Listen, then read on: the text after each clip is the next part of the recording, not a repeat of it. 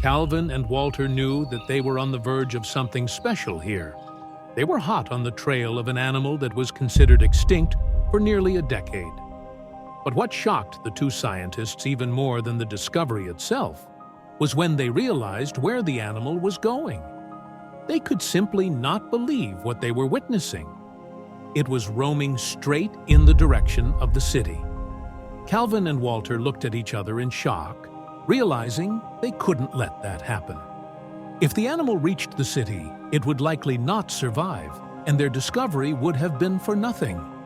But before we start, smash the like button and make sure to subscribe if you haven't, and hit that notification bell so that you won't miss any new stories. They had to stop this from happening. From the first moment of spotting the animal, Calvin and Walter realized they were in for something special. But they didn't realize the challenges it would bring them. They'd seen many wondrous things during their time, but this topped everything. The men realized they were witnessing scientific history. Not only did they want to capture it with their eyes, but they also wanted their discovery to become immortal. They wouldn't regret this.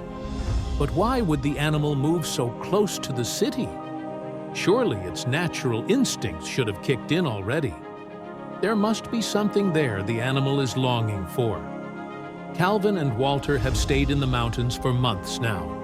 They're capturing their research by the camera, hoping to shoot enough material to make a documentary. Things aren't looking too bright for them when the news of a possible extinct animal reaches them. It is supposed to be somewhere near them. But the pair of researchers don't directly act on it.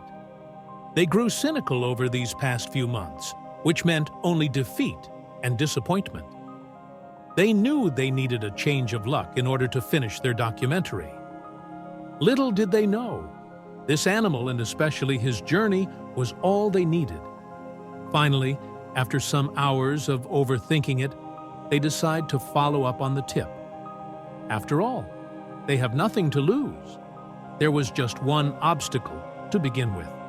A bitter and demanding journey was awaiting them in order to get close enough to the extinct animal. Let's just say, in the end, it was all worth it. They had to go to one of the highest mountains in the area. It took them a whole day to pack up their things and reach this point, as they could only reach it on foot. They were starving, cold, and doubted every choice they had made up till this point. Little did they know, their lives were about to be changed. They reached the mountain and set up camp right away. Once they're finished, there's only an hour left before the sun goes down. They barely knew what to look for, as it was called an extinct animal they only knew from their books. But once they saw it, they knew it was the animal in an instant. They see the animal just before sunset. The way it moves, the way it sounds, all these things seem to be just like it was described to them. But the joy doesn't last too long. Something about the animal's behavior is odd. It's not acting healthy. Walter and Calvin know something is up, and they weren't wrong. The animal is acting melancholic. It barely moves, barely eats, and barely drinks. No animal can survive without food or water, let alone what is to be believed an extinct animal.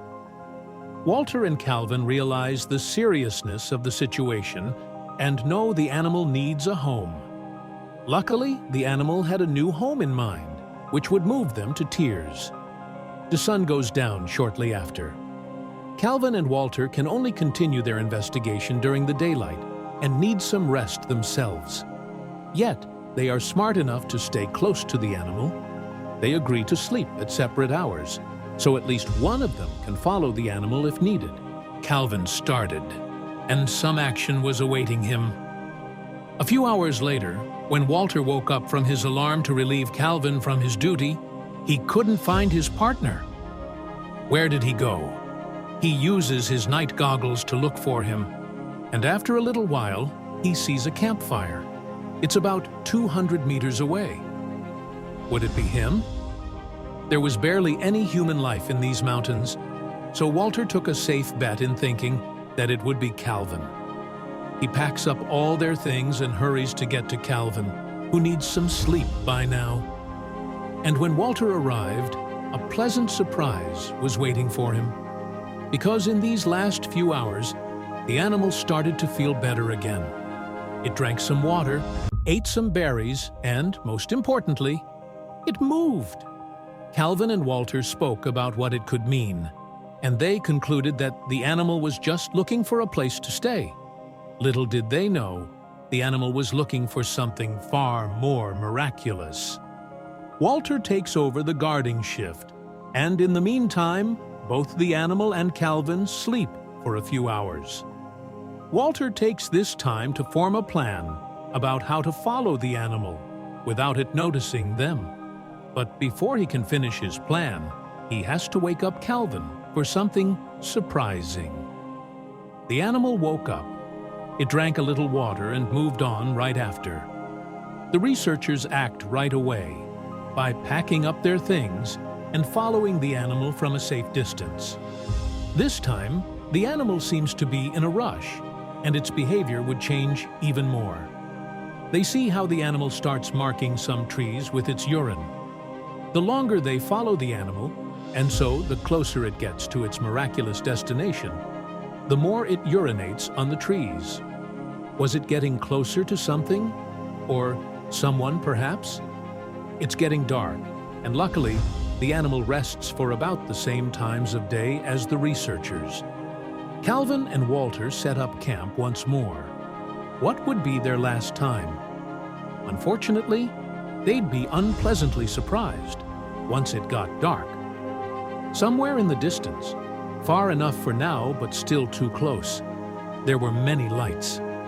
Calvin and Walter are deeply worried, because these meant one thing, and one thing only: human life ahead of them.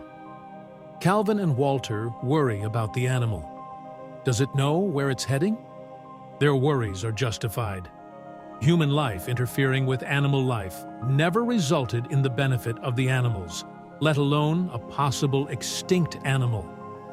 Morning arrives, and Calvin and Walter have alarmed some other researchers by now.